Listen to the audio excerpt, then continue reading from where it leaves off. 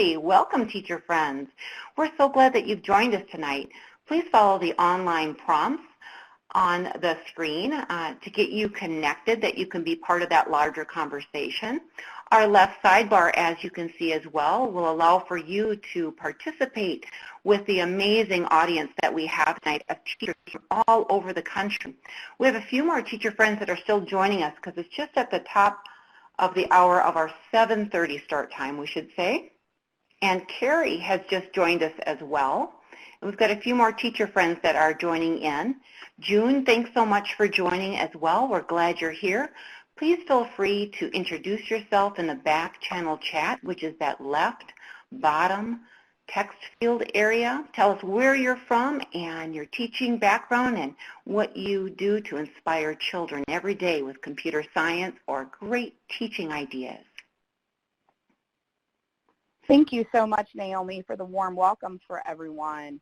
My name is Melissa Raspberry, and I'll jump in here. I have the honor and pleasure of helping to manage and facilitate the CS for All Teachers community. I have a bit of a cold, so I apologize for my squeaky voice here, but I won't be on for long. I just want to provide a little bit of background. We're recording this session tonight for those who are unable to join us live.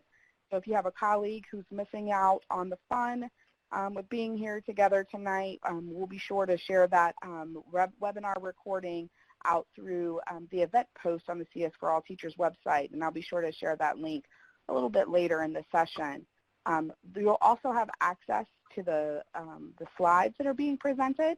We'll include those when we share out the webinar recording link, so no worries if you don't catch all the information at once. Again, as I said, my name is Melissa, and I'll be here mainly in the background to provide support. If you have any technical issues or need any help with something, you're welcome to post that in the audience chat, and I'll take care of that for you. But we have some amazing folks here who are going to share some awesome ideas as we kick off and look forward to next week with the Hour of Code, as well as with the CS Education Week, which begins on December 9th. Tonight, as you've heard already, Naomi Harm is going to be our host. She is one of our CS for All Teachers community ambassadors. And what that means is she's one of the wonderful teacher leaders who help to lead from within the community. And she currently serves as a STEM innovation specialist in Arizona, but I know she's done work with folks all across the country. I'm going to turn things over to her momentarily, and I believe her presenters or co-hosts tonight are also going to pop up on the screen here just really quickly with their webcams as she does their introductions. And then you can turn those cams off after the introductions, and then each one of you will turn them back on when it's your time to present. But we look forward to the conversation tonight, so take it away from here, Naomi. Okay, well, thank you so much, Melissa. I want to say thank you so much, everybody, for joining us this evening. And yes, my name is Naomi Harm, joining you from lovely Cave Creek, Arizona, about 40 miles north of Phoenix. And even though we are in Arizona, we have also entered the wonderful season of winter. Yes, it's chilly during the day. We say chilly. It's about 60 to 55 degrees, but cool in the evening because we live right on the desert. So it's been just a wonderful season so far, and noting that all of you are coming from all parts of the country, and many of you endured such wonderful but maybe a little painstaking snowstorms this week, because a lot of you have had some travel delays and things like that. I can see from our guests that are here tonight, you're coming from the greater Midwest area. Some of you are joining us from the East Coast, and then we have a few individuals that are joining us actually from the West Coast. But wherever you're at, it sounds like, and it seems like some travel days this year. But because of that, all those activities, we want to warm your hearts tonight with all kinds of great learning when it comes to computer science. So what we're going to be sharing with you is that I have had the privilege and honor and opportunity to work with these amazing teacher friends from all over the nation. I cannot welcome them enough that we have also, I have Angie Kalthoff. I'm going to point this way, right? Point this way because of the camera. Point this way. And she's right here. She's joining us from Boston, and she'll be doing a brief intro momentarily. beyond where Angie is, we've got a dynamic duo. We have Amy LaRonge and we have Kara Bunkelman. So Kara and Amy, thank you so much for joining us from lovely Green Bay area, Wisconsin. And then our single Lone Ranger friend way on the end, we have Mr. Jon Samuelson. He's joining us from Beaverton, Oregon, from our beautiful West Coast. So we're so thankful that they're here, and they have got amazing stories, amazing ideas, and everything to get your kids excited about computer science in the classroom with some just-in-time take-and-make activities that they have had great success with. So we cannot wait. In the meantime, even though we will be sharing out some great opportunities of learning, in the back channel chat, we'd love to hear what you're doing that inspires your students in your classroom, but also provides the opportunity to share learning amongst teachers to build their confidence when it comes to computer science. Because not only do sometimes the kids really get excited, we have to empower those teachers too, and what can we do to inspire them to do more in the classroom. Love to learn from all of you, so please feel free to share any links, any ideas, and we can grow together tonight when it comes to everything computer science. So thank you so much for sharing, everyone. So as we continue on, we'd like to know a little bit more, and this is kind of what all of us as presenters have been talking about. We want to know, what is it that you do that is so incredible? So what are your go-to computer science activities that you introduce and implement with your students to celebrate the hour of code?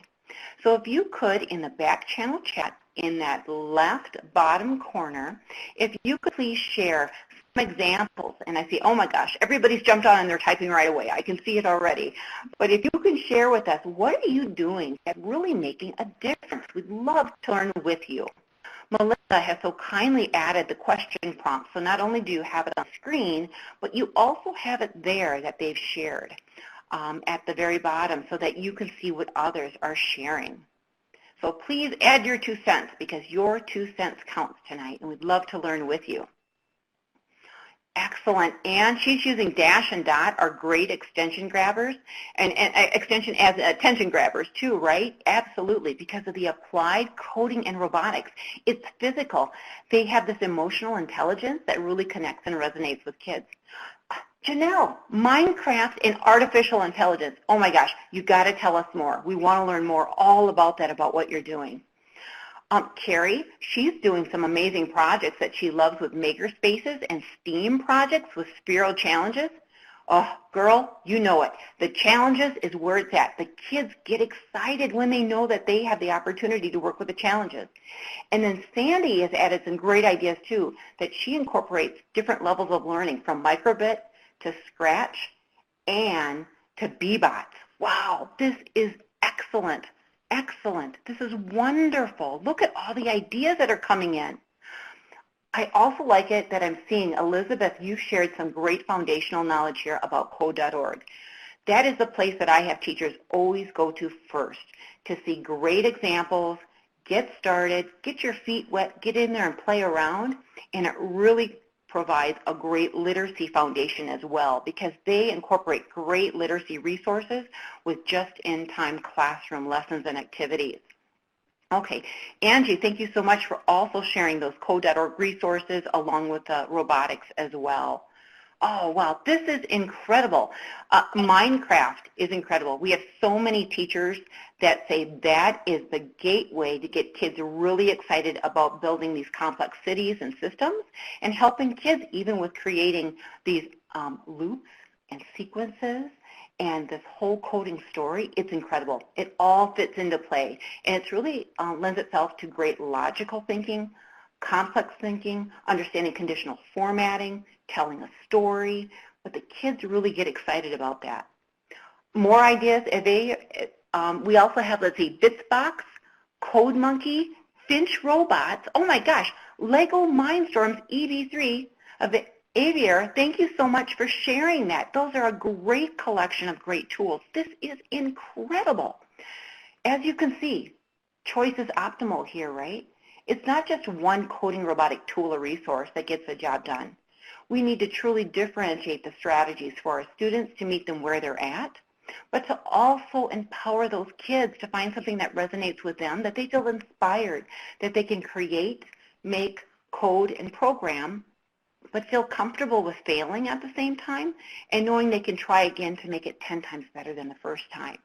It's really great to see the different tools that you're sharing. And wow, the ideas are incredible here, teacher friends. Keep sharing the wealth of knowledge. Carrie, she's got another insight. She also creates Mindstorm EB3 Santa's Workshop. Oh my gosh, it's a conveyor belt. Did you see this? Conveyor belt integrated into her first grade curriculum standards. Okay, I think we need to do a virtual field trip, and we need to come to you. We need to see Carrie, we need to see Janelle, we need to see Olivia, we need to see Avia, we need to see all of these great teacher friends that are online right now. Oh, wouldn't that be something? Field trip. I'm thinking it's a field trip. Okay, well, thank you so much, teacher friends. You've added so much amazing insight that it's just inspired me that I could talk all night, but it's not about me. It's about all of you. And we want to share some great learning with the rest of you. So let's continue on and let's continue this great learning. I would love to welcome Mr. Jon Samuelson. He is a great friend. He is a great teacher. I have seen him in action, and he is a game changer with students, with administrators, and with teachers. He's got the whole package, and he's got this funny comedy side that he always gets me to laugh. He's got this amazing sense of humor, and that's what's so special about him in general. So Jon, I'm going to let you introduce the rest of your amazing self, and I will come back on momentarily. Okay, thanks, Naomi. I don't know if I get the build-up, and I'm looking at all the chat, and I just think, well, I should probably just go home now because it seems like everybody in the participants know everything, so I can just kind of go home. But seriously, I will share what I have, and sometimes I used to work. I used to work with teachers and trying to get them to some ideas so that they wouldn't be as, I don't know, like tentative to use coding in the classroom. I think that it scares a lot of teachers, and so I'm just going to give some kind of basic, the basic place that I start with most people. And the way that we start, and the way that I started today is actually I'm in my middle school lab right now, and we just got Minecraft Education Edition installed. And you think, oh, I'm going to have to do all this work and preparation, but you really don't. You just let them explore it first, and if they have a question that I don't know the answer to, I go ahead and let the students answer the questions, which is actually really kind of nice and liberating to have students answer other students' questions and bring them over. So one of my favorite things to use is I like Scratch, and I think that Scratch is a perfect place to start. It's free. It's from MIT.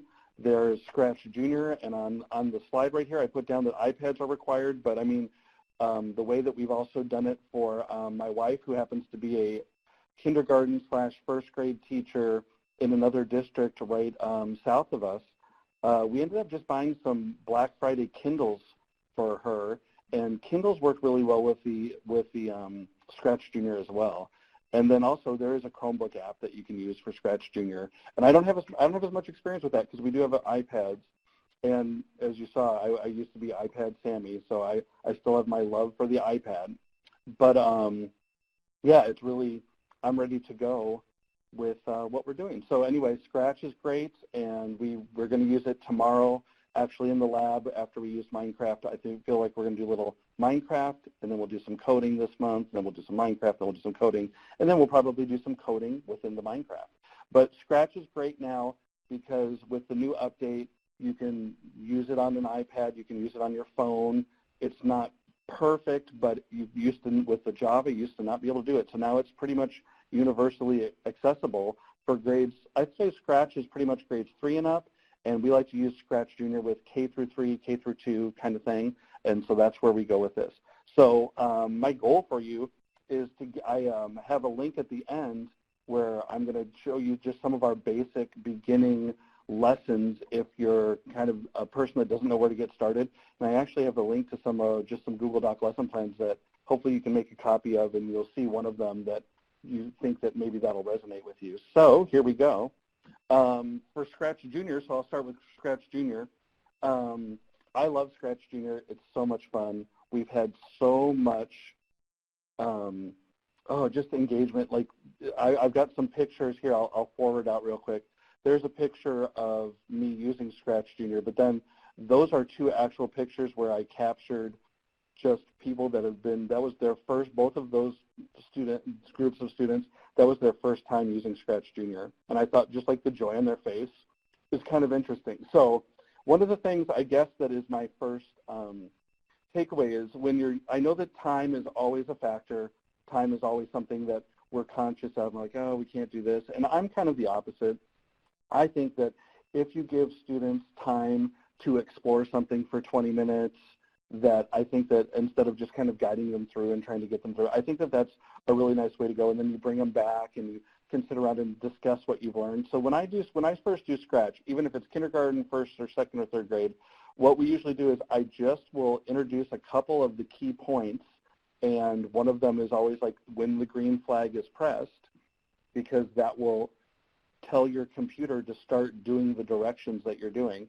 So I do the pair coding and exploration time. And I do think that it's important when you start out to use partners because they can help each other and answer questions. I don't really have any tricks for grouping partners. I just kind of group partners the way that, if we can do it randomly, we could do it all sorts of different ways. But I don't really think, oh, here, I'm going to put this student with that student and this student. I think that when you have computer science and coding, it kind of levels the playing field out a lot. And so some students, like I believe it or not, was like a gifted and talented student when I was younger. I don't know what happened, but just because somebody's gifted and talented doesn't necessarily mean that they're going to excel at the visual block coding that we have going on. So the first one, so after we do exploration time, which is that's a real easy lesson. So let's say that I've done that and I come back in with a class. One of the things that we love to do is counting along with your sprite. And so I have the lesson plan attached for that. In fact, here, I'll show you real quick in case you're a person that would like to look at things. It's actually that bit.ly, so it's bit.ly/blockpartycs. And if you go to that, hopefully that Wakelet will show you just the different things that I'm talking about. And you can kind of look at the lesson plans while I'm talking about them. I mean, normally when I would do this, I would have my Scratch up, I'd be demoing and all sorts of things. It's a lot easier to see when you're demoing. But so the first one that I think is really an easy one is just counting along with your sprite. And in Scratch, your sprite is just your character. And you can draw your own characters. You can bring in, there's so many cool things you can do. And the thing is, if you give that exploration time, you really don't have to front load it for the students. They can find out, and then when you come back for your share time, they can be the teachers then.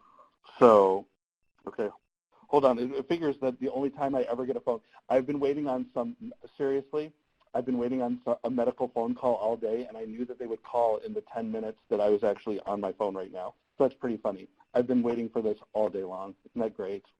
I love being a teacher sometimes. All right, so anyway, so when they do counting along with your sprite, what it is, and I tried to enclose some screenshots there, but there's just a little pig, right? So I will always kind of choose the pig or the fun. There's a bunch of different characters you can choose. They start out with the cat. I always kind of show people how to delete the cat. But when you do the simple code that's there, and I'll kind of see, I hope you can see my cursor, but maybe you can't. But on the right side of that top screenshot, it's just you have them jump. And so the pig will jump. And then you put out a speech bubble, and then you go 1, and then you have them draw out another one, and it jumps, and then you have it count 2, and it's really simple that way. And so I say, hey, here's a challenge. Why don't you make an animal jump and count it up to 5? And so some people will get there, and some people only get to 3, and some people will get to 15 if they want to. And it's a good way to give them just kind of what Naomi was talking about, like those open-ended challenges that they can kind of go with. And then another one for Scratch Junior is we like to make, I always like the 10 frames for and you can actually just make it's a very simple 2-line code where when the sprite is pressed, it will disappear. So if I have 10 rows of apples lined up like that, if I say, okay, everybody have your, and they've made the 10 frame and they've coded it correctly, then they have their iPad out in front of them. They go, okay, so we've got 10 in front of us. Take away 4. How many are left? 6, and then if you hit the stop button, they will magically reappear. So you can have it kind of like just a quick little invention that helps you. And I think when I used to teach second grade, and I used to teach second grade a long time ago, we do that like during calendar time. And so that was always a good thing to do, was during calendar time. Oh boy, I'm looking at my time now, and I better hurry up. So beginning lessons for Scratch, and this is what I really have done this.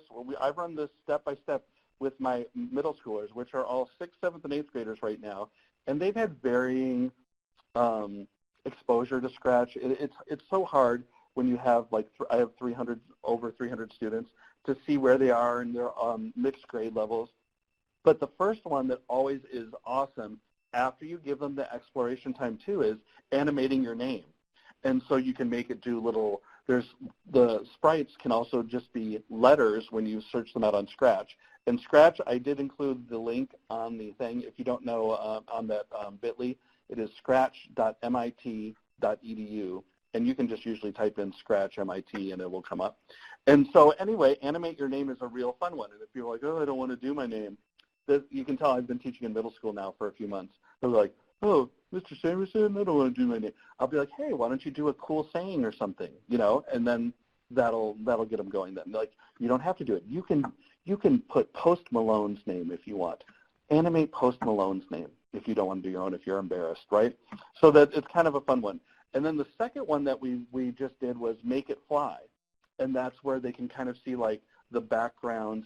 And the great thing about this is, and I did include that on the this link to this also on the bit.ly, is that it's in the tutorials so you can step by step go through it.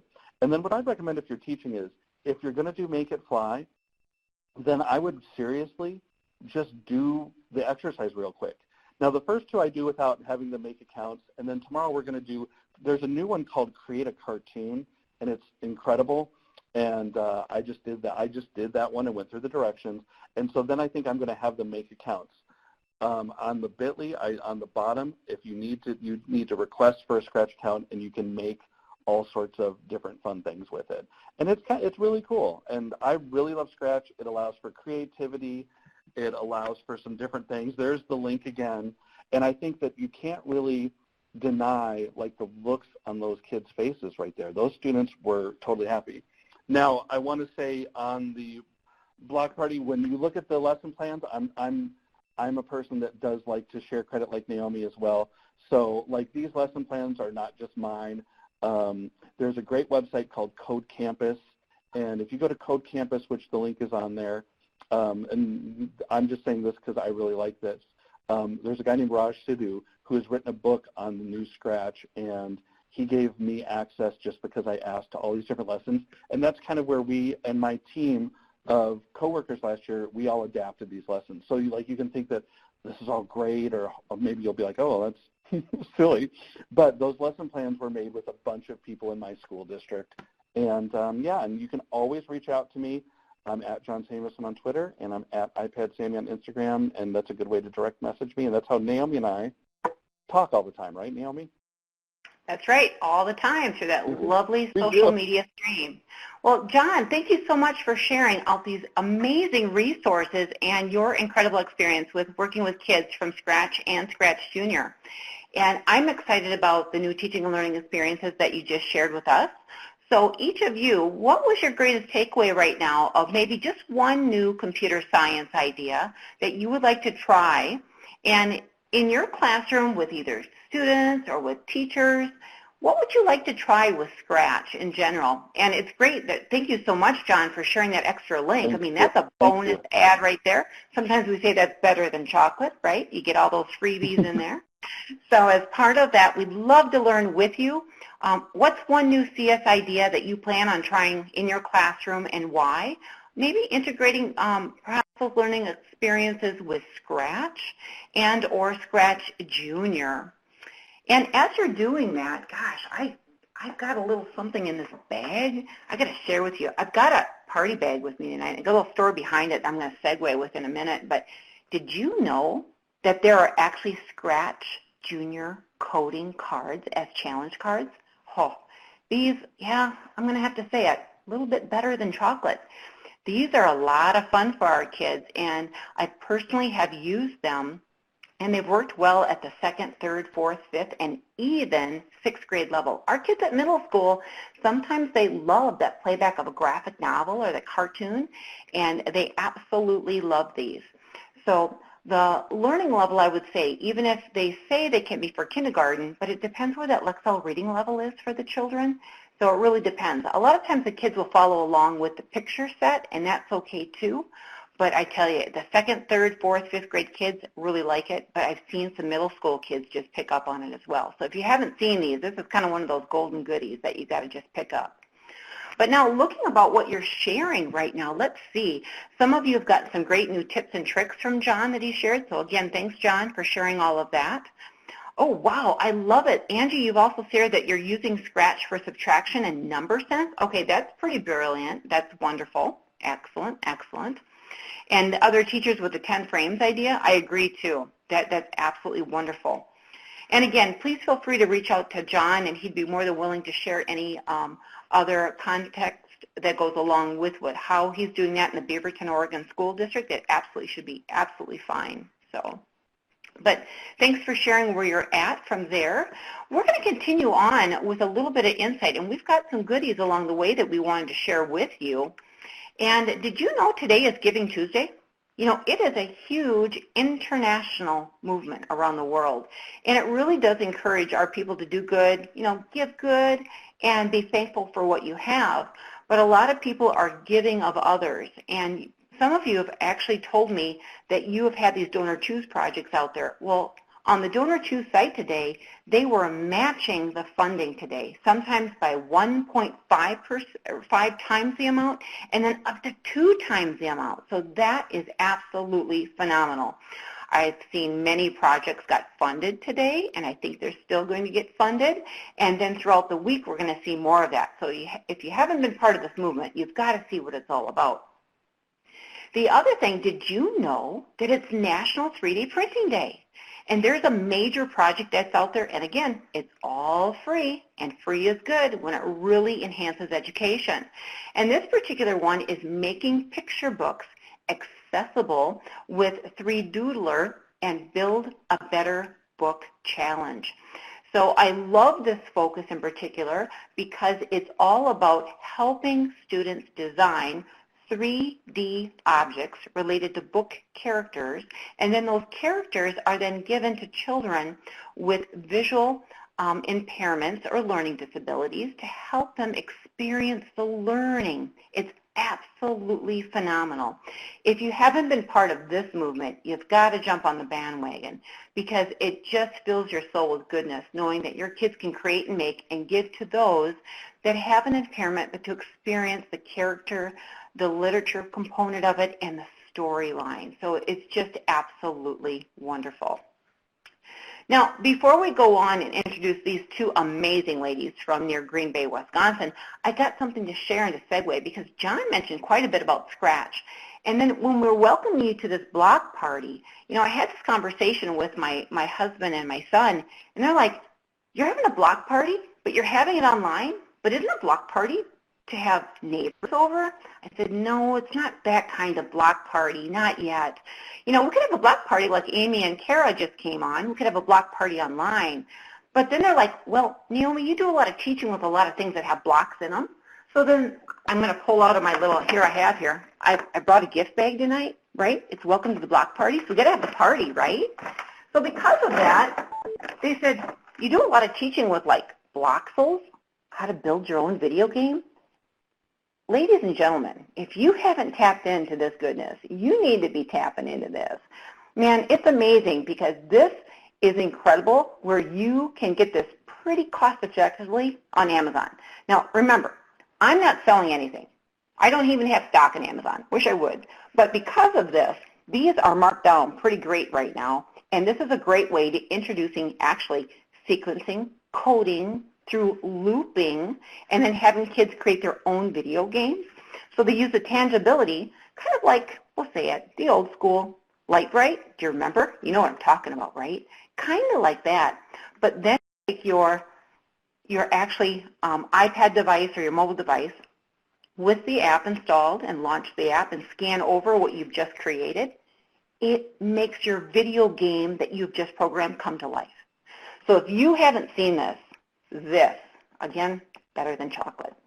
I've worked with girls in California that really love to create and make games and video games, and I've worked with high school girls, but I've also worked with students in kindergarten with this. So this is a differentiator. This is a K through 12. You know what, I think I'd like to take this into senior citizens and nursing homes, and I want to get them coding. I want to see what could we do with this. Just think about the fun we could have. Okay, so off on a tangent. Sorry about that. So my husband's like, it's not about Bloxels? I said, no, it's not about Bloxels. And then he's like, you got this huge bag. You always have all these Lego bricks around. Are you building with Lego bricks as part of the coding?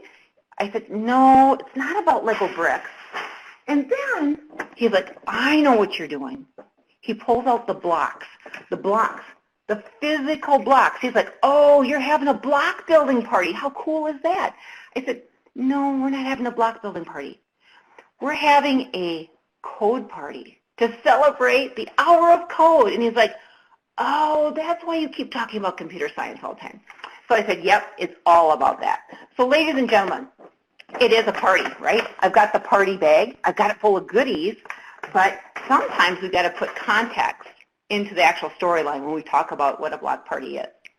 So now, ladies and gentlemen, I am going to introduce you to the most wonderful teacher friends that I have worked with in the Green Bay, Wisconsin area, known with the Howard Schwamico School District. I have the pleasure and the opportunity of working with these ladies for the past, oh my gosh, I think it's been 5 years at least. It could be longer than that, ladies. But these incredible ladies are doing things that are just monumental, and they are making a huge wave when it comes to computer science. So Amy LaRonge and Kara Bunkelman are doing great things with the integration of really helping their students with meeting graduate profiles in their school district, integration of computer science with all kinds of other standards as well, but it's all about the learning experiences. So I'm going to turn this over to these wonderful ladies. Thank you so much, Naomi, and thank you, everyone, for joining us tonight. I'm Amy LaRonge. And I'm Kara Bunkelman. We are Technology Integration Specialists in the Howard Schwamico School District outside of Green Bay. We coach and teach at 2 of the elementary schools here in our district. We're so excited to share with you some of the activities that we plan for our Hour of Code. This was a school-wide event for kindergartners all the way through 4th grade. To engage teachers and help them feel more familiar with each of the activities, they went through the Winter Wonderland coding experience at a staff meeting the week prior to the event. We also helped prepare students for the experience by creating a video that showcased all the tasks and had directions for them.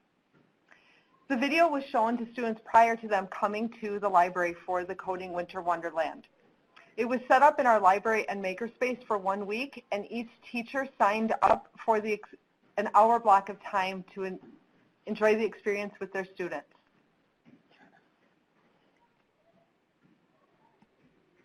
So welcome to our Hour of Code, Coding Wonderland. Included in our Winter Wonderland were plugged and unplugged activities. Our goal was to provide a wide variety of activities to meet the needs of a wide range of ages and experiences. This also gave students an opportunity to choose activities that were new and maybe a little bit challenging, or ones they were already familiar with and could build their confidence. The first activity we're going to showcase tonight is our snowball toss. This activity was adapted from the Wonder Workshop Winter Wonderland packets. In this activity, students coded Dash to toss a snowball into 3 bins, all at different heights. Students used Blockly, the Blockly app, with the launcher attachment on the Dash. We used white ping pong balls for the snowballs.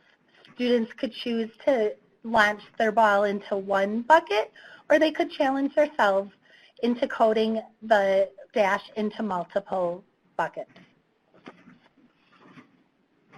The next activity also was with the Dash robot, and it's Jingle Bells. Students would get to program Dash to play holiday tunes.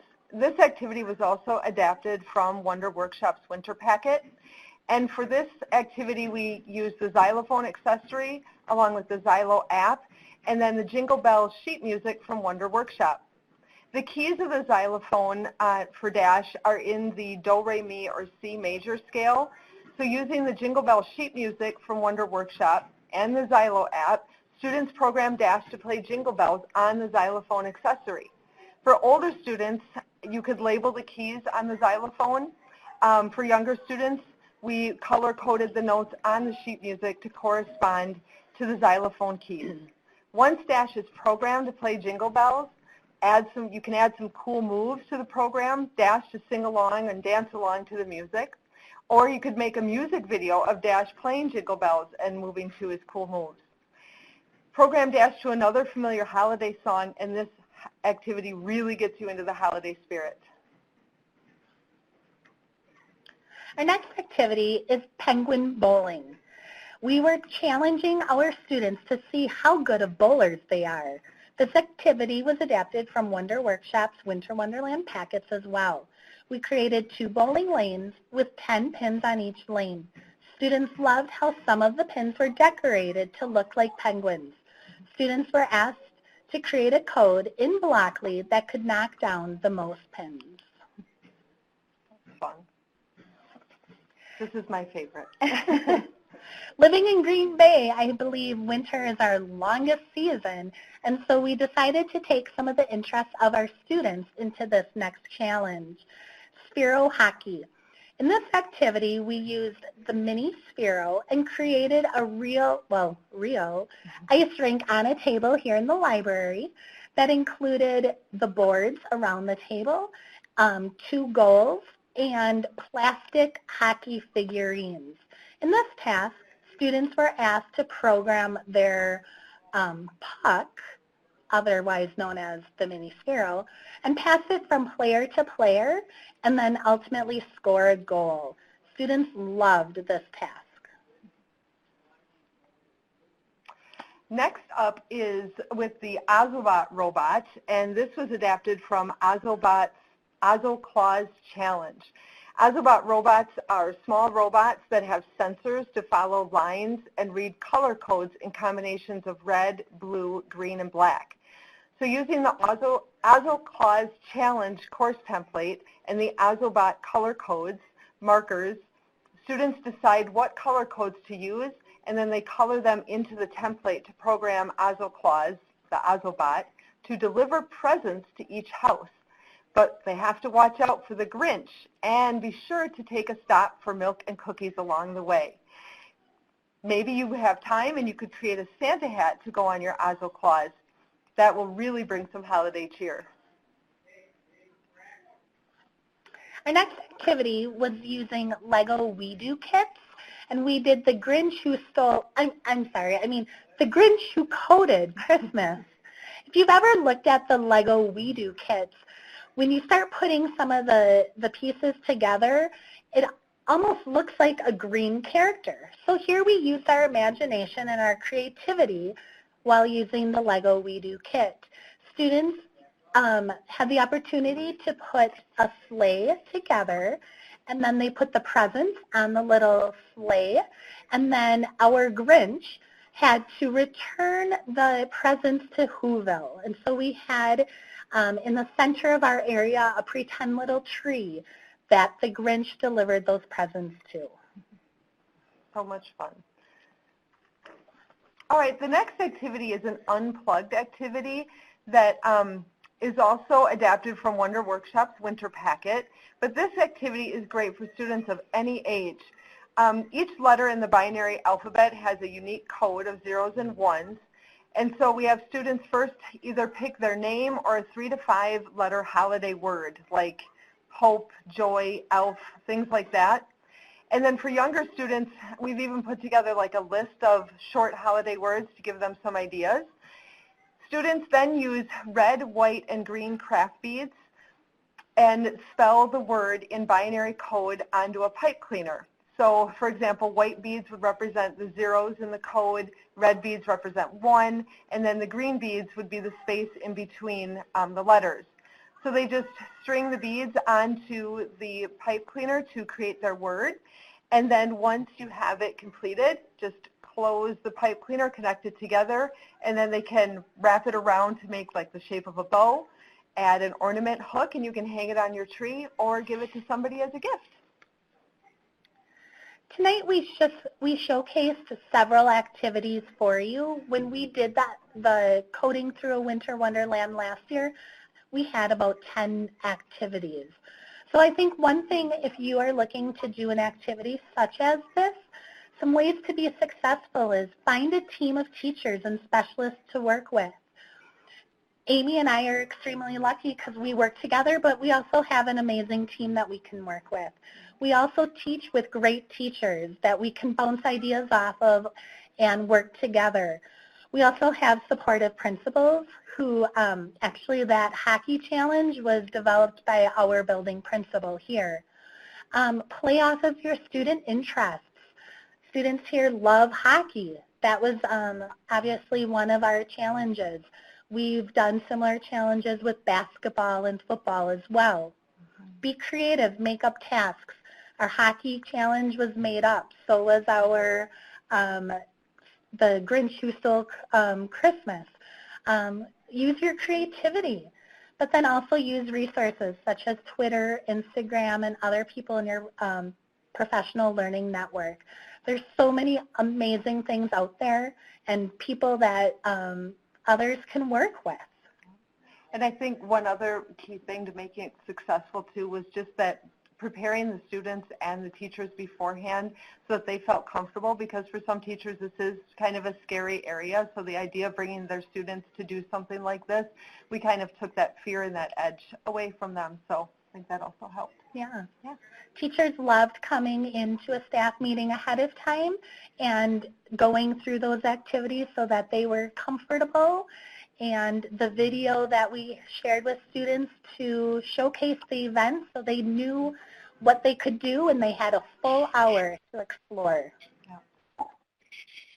Well, thank you, ladies, so much for sharing all these amazing theme-based Winter Wonderland activities. And what I heard from you say as well is that you mentioned how inspired the teachers were, and they were willing to be excited and to try during your staff in-service meetings. Okay, that is a win-win. So it's basically like you truly engaged them to be part of that learning, and they felt comfortable because you were there to be basically a guide on their side. And knowing they weren't doing this alone, they had a whole team structure.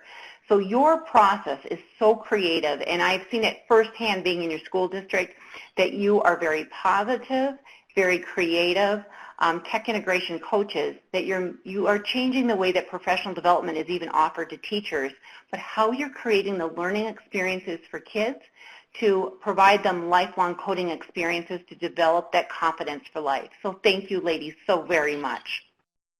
Thank you, Naomi. Thank you. Yeah.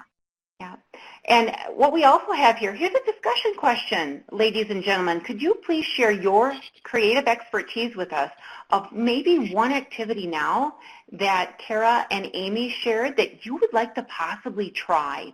Put your own spin on it, or even say, hey, I'd like to replicate that, because I think they mentioned also that they had the Wonder Workshop coding packet, and you know what? That coding packet is free and available again.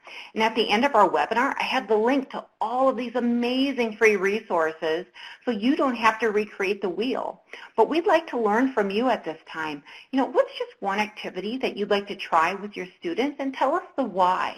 Why would it be the difference, and why would it be the game changer as well? So let me just give you just a moment.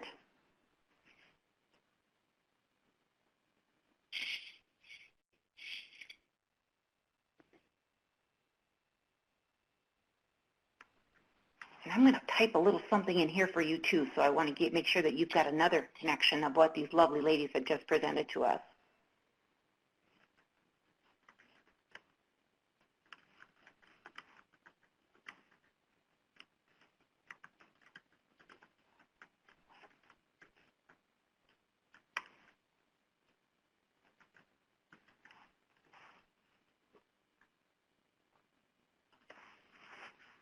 So Anne, thank you so much for sharing. You've also noted that you're going to try the binary unplugged activity with the beads and pipe cleaners.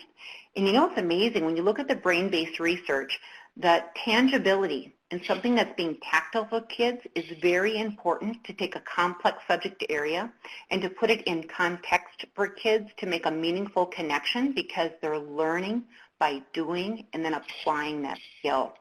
So that's what's really important too. Okay, wonderful. Elizabeth, thank you so much for sharing also. You're going to be doing the We Do activity, and it says, did you use for the Grinch? So Amy and Tara, what are some tips or tricks for the We Do activity that they've used for the Grinch? Was there anything that you created or made, or did you take a stencil type to have something more creative for that? So if any of you'd like to share your information at this time. Hi, Naomi. We're going to jump back on here. And Elizabeth, thanks so much for your question. We totally made up that activity. So what we ended up doing, though, is we built it, and then we kind of put, like, we had sheets of the code out for the students, and I would be happy to look in my resources and share whatever we put together with you. If you wanted to drop your email or your Twitter in there, I can get all that information to you. Thank you so much, ladies. We appreciate your gallant efforts to share that because, again, we always say together we're better. So if we can share those resources, and it makes light work for others, but in return, I know that you're going to get some incredible resources from these teacher friends that's going to take you to the next level, too. Okay, thank you so much, Elizabeth. And AVR, thank you so much also. That's great. That's excellent. Well, let's continue on where we left off, and we've got a few more shares for you. Did you know that also during this giving holiday season, and what a better way to celebrate holiday, is to build to give as a hashtag. Did you know that when you create and make with Legos, and remember I mentioned this earlier, I've got all these bags of Legos around my house. So, I mean, I'm talking Ziploc bags, and my youngest son that's with us right now, our Wounded Warrior son that lives with us, he's 24 years old going on 25. And he's like, has gone through all of that stage already. But one of my oldest sons, who's 30 years old, he mentioned that he's like, Mom, I think I want these new Lego kits for Christmas. He wants to build these camper sets because they like to go camping and all this. Lego has created all of these unique opportunities for individuals to actually get real personalized with their learning to experience the world around them. So I'm thinking, I've got a 30-year-old son asking for Legos. My son that's 24 likes to build with Legos. And now I've got grandbabies that love to play Legos. Okay, it's all in the family. But what's so nice about this is that, you know what, you can download the free Lego app, and the app will allow for you that when kids create ornaments that can be placed and hung on a holiday tree, that you can take a picture of it. That picture being taken through the app will let Lego know that they will now donate another kit of Legos to someone. This is incredible. And they're helping rebuild the holidays for 1 million children. So if you haven't known about this campaign, you've got to be part of it. It's incredible. The other thing I wanted to share before we turn it over to Angie is that if you're interested in more holiday challenges, 25 Days of Making from Aaron Maurer from Iowa has got a 25 days of challenge. And you can also tap into his resources online at Twitter, but the 25 Days of Making website, which we will share to you, all of this is coming to you after the recorded webinar tonight, that you can be part of with 25 new challenges that incorporate computer science, making, and everything to do with code. So we want to give you some great goodies. But let's turn it over to Angie now. And Angie, thank you so much for joining us. You've had a whirlwind of travel today, and we are so thankful that you're here, and I'm going to turn it over to you. Thank you, Naomi. Yes, I did have a whirlwind of travel today. I recently made the transition from working as a technology integrationist in central Minnesota to being a program manager at Tufts University for our early childhood technology graduate certificate course, and it's a blended course. So I was back in Minnesota to visit with family over Thanksgiving, and came back out to Boston today, and I'm excited to be here tonight with you. So I'm going to share with you some of my resources as a teacher who taught kindergarteners. I taught English as a second language to kindergarteners. Then I transitioned to tech coach, and now, or tech specialist, and now I'm at Tufts as a program manager, where I get to work with educators from across the world even who are a part of our program, and also children and teachers at our lab school that's on site at our university. So the first resource I'd like to share with you is this book, Coding as a Playground. And it's a book that I read when it first came out in 2018. I had been following the work from Dr. Marina Umashi-Bears for a few years, and it really helped me understand more about computer science and computational thinking, because that wasn't my background. I went to school to be an English as a second language teacher, so I studied linguistics and teaching, and I got my K-12 teaching license. And then a handful of years ago, I was introduced to coding and computer science in the elementary classroom. And when I first started to engage with activities, I was using Code.org, unplugged lessons, and online courses. And it was something I really found I liked to engage with and wanted to bring to my students, but I didn't really know why and what we were doing in the foundation level. So then I started to dig into research. And Dr. Bears has a few books, but this is the most recent book. And I'd highly recommend checking this book out if you're looking to understand more of the why and the fundamental foundational skills to help you get started. One of the theoretical frameworks that she talks about is playgrounds and playpens. So just picture this for yourself and the technology that you use in your classrooms. When your students are engaged with it, what are they doing? Is it in a playpen setting where you would put a child there for a limited amount of time, it's a safe environment, and they're engaging with the materials and things that you want them to do? Or is it a playground environment? So if you think of a playground, you think of kids running around outside. They're playing with each other. They're learning how to get back up if they fall down. They're learning how to engage with one another and create games, and they're learning how to take turns. So when you're thinking about using technology in your classrooms or different coding apps or robots, what are your students actually doing with these tools? Is it a playground environment or is it a playpen environment? And this is an analogy that I've used as I've worked with kids in preschool all the way up through high school and at the university level. So while it's intended for early childhood, whatever grade or age level you're working with, this is something that you could think about. Another thing that Dr. Bears and the DevTech Research Group have shared is the Positive Technological Development Framework, also known as PTD. And it's an educational framework that describes positive behaviors that children exhibit while engaging in digital learning experiences. And as you can see on your screen, there are 6 C's here. And these are things that you might already be seeing in your classroom, but maybe just didn't realize there was a framework around it. So these are behaviors that I wanted to see in my classroom while I was working with my students and we were using technology. A lot of the resources that you'll find at the website at the bottom of this page deal with 2 specific tools, Scratch Junior and KIBO, because they were both developed at DevTech. Another great thing you'll find at this website is a checklist with a Likert scale, so 1 to 5, so that you as an adult can look at different learning environments for children and compare them to this checklist.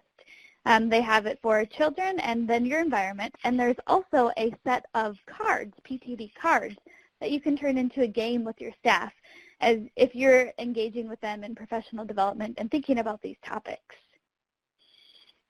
Coding as a Literacy is another great project that we share on the website, and if you use Scratch Junior, like you learned about earlier in the webinar, or a robot called KIBO, which I'll talk about next, there is some free curriculum that you could use to get started that keeps the PTD in mind, that works to create an environment of a playground while integrating coding into your early childhood classrooms. What's great about them is that it's a free 12-hour or 12-lesson plan unit, and it's based around books.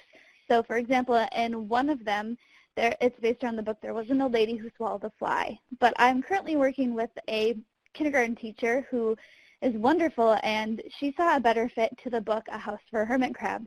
So instead of using the book in the curriculum, she changed the book and modified the lessons a little bit, and it works perfectly. That's what's great about this resource, because you as the teacher know what's best for your students, and you can make those changes if you'd like. And again, it's free, and it's connected to literacy.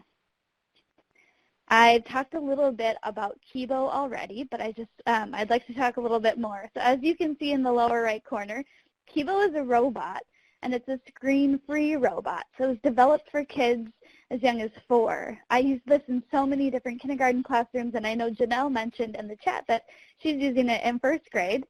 And kids put the blocks together and scan the barcode on them to tell the robot what to do. So they're learning about algorithmic thinking, sequencing. They're learning the engineering design process as they're redoing their code and program. And if you look in the upper left-hand corner, you'll see a program. I want you to think about, what do you think, which dance would fit this program? I'll give you 1 second to think. It's the hokey pokey. So you can program your robot to do the hokey pokey. So it gets kids up and moving around, and it's a great activity to do in your classroom, and kids can pick other songs as well. So moving on to Scratch Junior, we talked a little bit about this already, but I just want to add the literacy focus to it that I've done in my classroom. I started by using cards, like you'll see in the small picture towards the middle of your screen. They were like KIBO, or Simon Says, or Scratch Junior Says, or the programmer says, and they were kind of inspired by the cards that Naomi mentioned before with, well, it's kind of hard to see, but these are cards that I've used as a teacher and recommended to some parents as they program with their young children, and they get to know the blocks. Another activity we've done is retelling of stories, and Scratch Junior is perfect for it because you can have 4 different stages, and that's great if you're doing a first, then, next, last, or beginning, middle, end story. In this example, you can see that I am a big fan of having kids work together and pair program and learn from one another. And my final topic that I'd like to mention tonight is unplugged. So you can lay down the computer science foundations and concepts without using any kind of robot or screen if you'd like. One of my favorite games to do this is called Robot Turtles, and you'll see it in the upper left-hand corner. I've used it with kids as young as 4 and then all the way up through high school with different variations of the game. Code.org is a great place to go get some unplugged resources for free, and you'll see some kids stacking cups. There's a lesson plan called My Robotic Friend, and kids program each other as if they were robots. In the middle of the screen, you'll see some big blocks, and those are the KIBO robot blocks, just blown up really big, so kids use them to program one another to do the actions. And then on the far right, there's a program that I joined in on Kickstarter for Little Problem Solvers, which is now a company, and you can buy these pixel blocks, as you can see in the upper right-hand corner. They're just little wooden blocks with colors on them, and they have a whole curriculum book full of activities that I wasn't even thinking about. So, for example, you can teach kids about pattern matching by creating a pattern and have them create the pattern using the blocks, or you can just use resources that you might find around your house or outside, like in the picture with the leaves. And then similar to the activity that was shared before with the binary bracelets, you could use different colored blocks to have kids learn about binary and make different initials or words like you can see in this picture. Okay, Angie, thank you so very much. I know we're getting to the end of our webinar. We could have just spent hours here sharing all of these best practices, but man, you've got a lot that got jam-packed in a little bit of time, but we are so thankful that you shared your experiences. So teacher friends right now, what are any concepts to build confidence with your youngest students that Angie shared that you would be willing to try even with our littlest of students?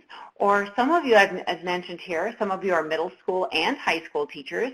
Was there even perhaps an example that you could take and integrate into your middle school or high school as well? From anything from using the tangibility of the items to create and make a lesson or activity. So if you'd like to share the best practices at this time within that back channel chat, we'd love to learn from you and hear about what the potential could be for you to try any of those particular activities. And I know we're coming to the end of our webinar, but also, Angie, if you don't mind, if you would put in your contact information, because I think our teacher friends would surely love to communicate and contact with you. Following up of those many examples that you had. So thank you for sharing out that information, because these teacher friends here have got lots of connections that they'd love to also share. So thank you so much, everyone. Okay, wonderful. And Michelle, thank you that you've tried actually the Robot Turtle game. Okay. but you will be incorporating it. That's really important, so thanks for sharing that. And as we conclude tonight's webinar, we want to give you some more free goodies that we always like to share. If you haven't seen it, the Lego Ornament Challenge is now live as well. And again, that is in correspondence with if you build an ornament, take a picture with the Lego Life app that documents that you created a Lego ornament, and Lego will be donating Lego kits to children that are less fortunate and also within some of our schools.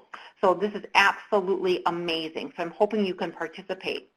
Another area that if you haven't participated in, did you know that Computer Science Ed Week has a photo challenge going on right now? This is incredible.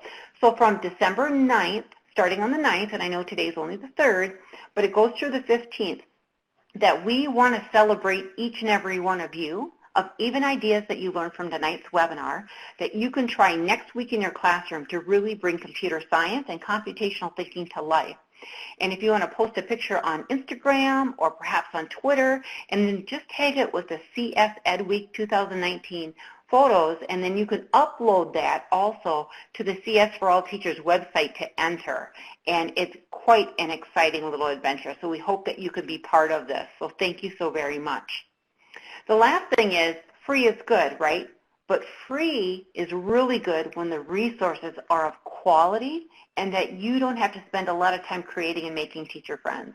So in this resource collection, we have a huge amount that industry educational partners were willing to share, all of free. There's no cost at all, but just-in-time things that you can learn. It really resonates with part of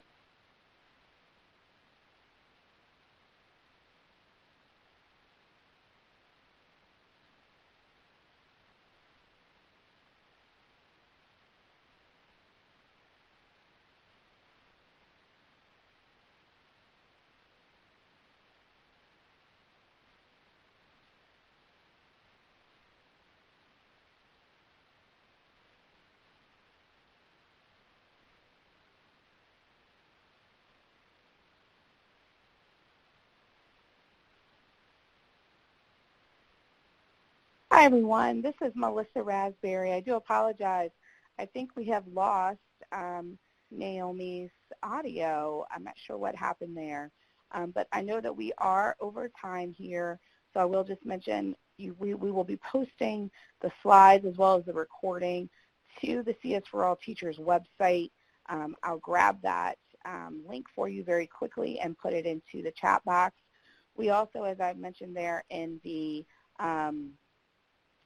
chat box, we want to hear back from you. We always look forward to getting feedback about our webinars, so if you would take just a moment to complete that quick survey. And then as I mentioned, the link that is in our, that I just placed in there is where we'll have the recording and you can access these slides. If you're not a member of CS for All Teachers, we certainly hope that you will join us. Membership is free, and you get to hear about all kinds of great engagement activities and see resources and connect with other wonderful folks like our panel tonight. So thank you all for your time here. I do apologize. I'm assuming Naomi probably hit a glitch with her technology, but we thank her especially for pulling together Amy and Angie and Kara and John, and just appreciate this opportunity to be together tonight. Have a great evening, and we'll hope to see you on the next webinar. Thanks so much.